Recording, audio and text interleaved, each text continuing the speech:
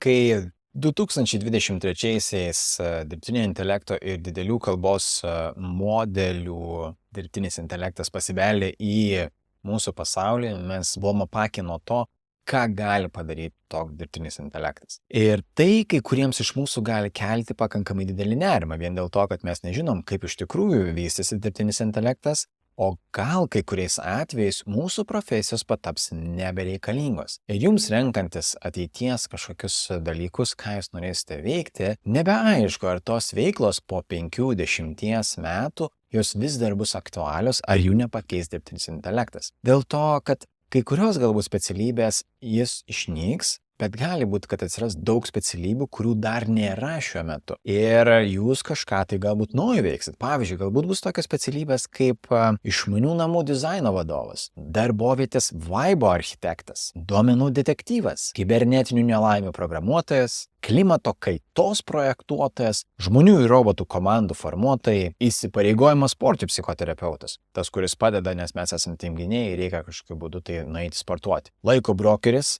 kuris padės laiką planuoti, o galbūt net jį pardavinės mums vieniems arba kitiems. Organų dizaineris, nes jau dabar spausdinami organai 3D printeriu, galbūt jūs irgi to būsite, o gal jūs būsite asmens duomenų pardavimo konsultantas. Kas ten žino? Gali būti tokių specialybių, kurių šiuo metu tikrai nėra, ir tas neužtikrintumas, nežinojimas, kas bus ateityje ir kaip dirbtinis intelektas padarys tam įtaką, gali kelti tam tikrų klausimų. Tad imkite ir pagalvokit su keliais sekančiais klausimais, ką galite padaryti. Tai vėlgi pagalvoti apie tai, kokios specialybės galimai išnyks dėl dirbtinio intelekto ir kaip tai gali paliesti jūsų pasirinkimus. Ir o ką jūs, pavyzdžiui, norėtumėt veikti, jeigu staiga dirbtinis intelektas pakeistų jūsų šiuo metu norimą specialybę, o galbūt jūs norėtumėt veikti kažką tokio, ko dar nėra. Pafantazuokite, paleiskite savo vaizduotę laisvai ir pamastykite apie tai, kas galėtų būti.